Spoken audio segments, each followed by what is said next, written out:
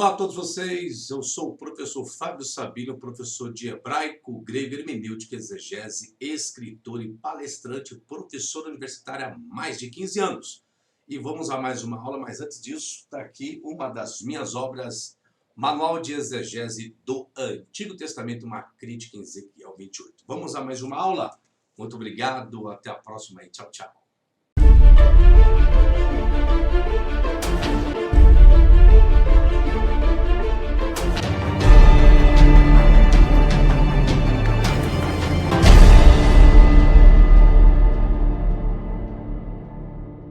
Hoje nós damos início ao curso Profecias Comparadas. E aí nós faremos o quê? Vamos pegar todas as referências dentre os 4 evangelhos que faz alguma citação de algum cumprimento profético. O que faremos? Vamos analisar tanto a referência, a passagem que está ali, no Novo Testamento, a referência a qual cita, e vamos fazer uma comparação. Hoje lidaremos com Mateus 1:23... Mateus 1:23. Vou tirar o fone aqui. Quando eu precisar, alguém levantar a mãozinha. Aí eu vejo aqui. Mateus 1:23 e Isaías 7:14. Mateus 1:23 diz assim: Eis que a virgem conceberá e dará à luz um filho e será chamado pelo nome de Emanuel. Só que o autor Mateus coloca isso aqui como um cumprimento profético do nascimento virginal de Jesus, com base em Isaías 7:14, que diz assim: Portanto, o mesmo Senhor vos dará um sinal. Vai começar com isso aqui, que essa questão aqui, Mateus não vai fazer alusão. Porque, na verdade, o que acontece? O primeiro problema que nós temos aqui já é justamente que Isaías, ele já vai iniciar com uma conjunção conclusiva. Então, ele vem tecendo o seu comentário. Aí, Isaías chega no versículo 14 e usa portanto. Portanto, dentro do português, é uma conjunção conclusiva. É onde ele conclui o seu pensamento. Então, ele vem desde o verso 1, quando chega aqui no verso 14, ele fecha a primeira perícope, ele fecha a segmentação. Então, ele conclui o raciocínio, dizendo que, portanto, o mesmo Senhor vos. O interessante é que ele diz, vos. Então, esse vos não se aplica a uma única pessoa. A uma única pessoa. Então, ele está falando que o Senhor vos dará um sinal. Então, dará um sinal para mais de uma única pessoa. Então, vos dará um sinal. Vou trabalhar com esse um sinal aqui. Aquilo que Mateus não aludiu. Ou seja, em outras questões, gente, se eu quero dizer que o que eu estou escrevendo se refere a um cumprimento de algo, logo esse algo que já é existente, eu tenho que respeitar esse algo. Se eu quero dizer que algo no meu momento presente, e agora, século 21, é cumprimento de algo, então tem que ser lá atrás, de uma forma clara e explícita, que o que está lá atrás se refere aos dias de hoje, à minha pessoa. Ou seja, então passou-se, vamos colocar da forma, passou-se 2000 anos e eu tenho uma profecia que retrata a respeito e unicamente da minha pessoa. Logo, cumprimento de profecia, para que seja um cumprimento de profecia, esse cumprimento não pode ter ocorrido em nenhum momento dentro do tempo ou dentro do espaço. Então, cumprimento de profecia tem que ser algo pleno dentro do seu devido cumprimento. Aí é onde entra a questão. Será, então, que Mateus 1:23, ao fazer alusão de Isaías 7:14, é realmente um cumprimento profético específico na pessoa de Jesus? É isso que nós vamos abordar. Um sinal. Vamos começar aqui. O Senhor vos dará um sinal. Começar aqui. Ot seria a palavra hebraica e a palavra semeiam. Semeiam. Tanto um quanto o outro é falar de sinal. Olha o problema que vai surgir aqui agora. O vocábulo ot, que significa ot, sinal. Eis que o Senhor vos dará um sinal. Vamos ver agora se é cumprimento em Jesus. Um sinal. Em hebraico tem ot, na Septuaginta tem semeiam.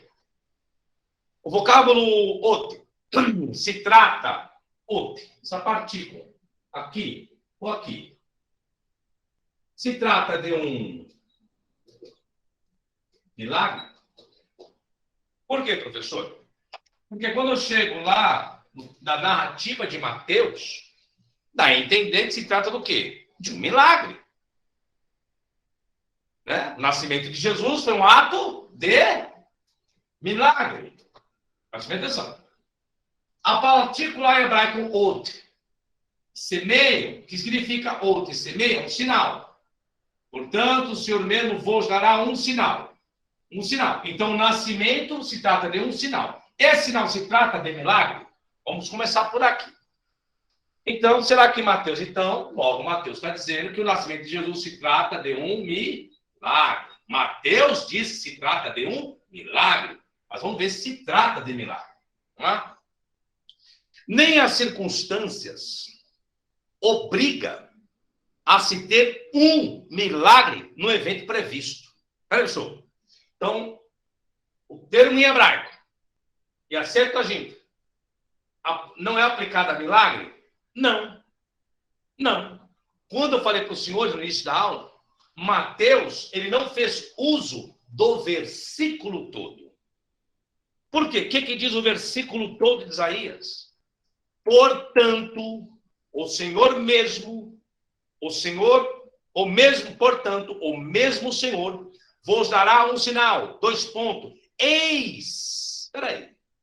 Ele terminou a sentença, Isaías foi? Não, senhores. Não, senhores. Por que não, professor? Porque ele ainda vai entrar com uma interjeição. Eis que a virgem conceberá e dará à luz um filho, e será o seu nome Emanuel. Aí Mateus fez o quê? Mateus pegou só do eis em diante. Mas e o restante, ô Mateus? A oração toda. Por que você não pegou o portanto? O mesmo Senhor? Vos. Ô Mateus, por que você não pegou o vos de Isaías? Um pronome que não é aplicado exclusivamente a uma única pessoa. Está direcionando a fala para várias pessoas. Vos dará um semeio. Um sinal. Esse sinal que o Senhor vos dará é um milagre? O vocábulo hebraico e grego não me permite dizer que é. Mas o bem-assoado de Mateus entendeu que sim. Ou seja, o escritor da narrativa de Mateus, ele deturpou o texto de Isaías. Ele saiu fora do contexto. E texto fora do contexto, segundo aquele velho jargão pentecostal, é pretexto para quê, senhores? Texto fora do contexto é pretexto para quê? Responde aí, por favor. Heresia. Isso. E Mateus criou o que aí agora? O que Mateus cria aí na sua narrativa? Heresia. Heresia, senhores. Mateus está criando uma heresia. Isso se trata de heresia na própria Bíblia, a sagrada, a inspirada, a santa. Aí. Uma heresia. Vamos lá, continua aqui, senhores. Vamos ver onde vai parar tudo isso. Só não esqueça de fechar o microfone quando não estiverem falando, tá? Sendo assim, é seguro entender a declaração dos versículos 14 ao 16 da seguinte forma. Dentro de alguns meses, no máximo, isso é Isaías dizendo, e talvez de imediato, um filho agora no útero estará recebendo o nome de Emanuel. Por quê, professor? Porque a partícula inserida no texto de Isaías, tanto no hebraico quanto na Septuaginta, não me permite falar de milagre. Logo, então, de Isaías 14 até Isaías 16, tem que ser alguém daquele período. Vou ler novamente. Sendo assim, por causa da partícula, é seguro entender a declaração dos versículos 14 ao 16 de Isaías 7 da seguinte forma, abre-se aspas. Dentro de alguns meses, porque a gestação leva-se meses. No máximo, e talvez de imediato, agora, um filho agora no útero, estava ali no útero, recebendo o nome de Emanuel. Então, a pergunta que o Cláudio fez, essa profecia especificamente, eu poderia aplicar nessa longevidade de tempo para chegar no cumprimento na pessoa de Jesus? Não. Agora, não. Agora, por que Mateus tirou fora do contexto? Justamente para isso. Mateus, ele tira fora do contexto, propositadamente, ele tira de ser um ot. Porque se Mateus ele coloca o ot, ele saberia, o escritor, vou dizer Mateus para simplificar o raciocínio, se ele coloca o versículo por todo, aí quebraria, mas da mesma forma a gente vai quebrar do mesmo jeito. Mas ele tira fora de cena, ele quebra a estrutura do versículo, já para entrar na interjeição. Eis que a virgem conceberá e dará a luz um filho, seu nome será Emanuel. Ele sai do ot, porque o ot não se trata de milagre. Entende? Porque se tratar de milagre, o milagre teria que caber onde? No período de Mateus, não. No período de Isaías. Então, Mateus tira o ot, tira o semeio, para colocar uma realização de profecia no seu período. Porque se ele coloca o ot e o semeio, opa, aí não tem como. O cumprimento tem que ser aqui, ó. No período de Isaías e não no período de Mateus. Olha o que o escritor da narrativa fez. Ele deturpou o texto, ele criou uma heresia. Bom, continua. Qual o significado do vocábulo ot? Sinal. Estudiosos contaram 79 ocorrências. Então, o vocábulo ot, o vocábulo ot é atestado por 79 vezes. Do vocábulo no Antigo Testamento. 44 vezes no singular e 35 no plural. Foi definido o sinal, ocorre antes, o sinal ocorre antes que o evento prometido acontece. Então, das ocorrências, ele está registrado em fatos ou que já ocorreram, ou que ocorrerão ali. Não colocando a 100, 200, 300 anos. Das 79 ocorrências dessa partícula ot aqui, tá? E serve como uma garantia para aqueles a quem é dado que o evento sugerido por ela acontecerá. Tá? Então, quando usa essa partícula, está dizendo de algo que já aconteceu, ou de algo que acontecerá, mas não depois de 100, 200, 1000 anos. 800 anos, 500 anos. Não é isso. Logo, o que se deve esperar, então, é encontrar o sinal dado a alguém. Algo que ocorreu antes da libertação predita na passagem de Isaías. E que tornou-se um penhor para ele dessa libertação. Logo, então, quem deveria estar grávida não era Maria no tempo de Jesus. Temos de encontrar, então, a probabilidade da gravidez do nascimento de alguém aqui, no período de Isaías em vida, ou, após a sua morte, de alguém que realmente cumpriu esse aspecto profético dentro do seu período. No primeiro caso, essa partícula ot aí. Deixa eu ver quem levantou a mão aqui. Pois não, Nanda? Então, seria esse tal que do ventre, que está no ventre, seria esse que está no capítulo 8, no versículo 3? Chegaremos lá. Ok. Chegaremos lá. Porque uns vão acreditar que o filho seria, na verdade, o filho do próprio profeta Isaías.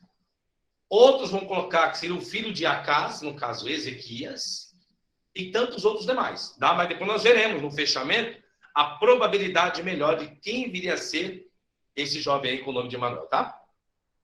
Continuo, senhores. Gente, não esqueça que eu estou ainda só na palavra sinal do texto, viu? Nós estamos analisando Isaías 1, 23, ó, Mateus 1, 23, coisa é 7, 14, tá? Tirando a parte introdutória, né? Seria um milagre? Estudiosos afirmam que o sinal não era necessariamente milagroso. O sinal tem em vista, o outro, o semeio, o sinal, tem em vista algo que foi previamente predito, mas agora realmente acontecido. Algo que se preveu e aconteceu, mas no futuro longínquo? Não é isso. Ok, então, eis que o Senhor vos dará um sinal. Eis. vamos usar os termos aqui. Aqui nós temos... tem menos aqui que não vai ter, né? E do... nós teremos René. Eis. Aqui também teremos pela Septuaginta. Também. E olha o que acontece quando eu analiso essa interjeição dentro do aspecto que está em Isaías. Porque agora Mateus está citando Isaías. Por enquanto, aqui há uma concordância entre a Septuaginta e o hebraico, tanto René quanto eis. Bom, entretanto, aqueles que insistem que Isaías deve estar falando de um evento já passado, ou alguém na cena contemporânea, não estão dando à interjeição René sua própria força. Estudiosos afirmam que o René, com particípio, é sempre apresentativo. E a coisa apresentada, que está sendo apresentado, é sempre uma coisa real, como em outras passagens bíblicas. Ou é uma coisa idealmente presente, como deve ser tomado aqui. Então, quando ele está falando, eis que a Virgem conceberá a força da interjeição, está jogando para um momento presente ali, no local ali, como se alguém realmente já estivesse grávida. Grávida. Tá? A interjeição permite analisar dessa forma, de forma bem fria.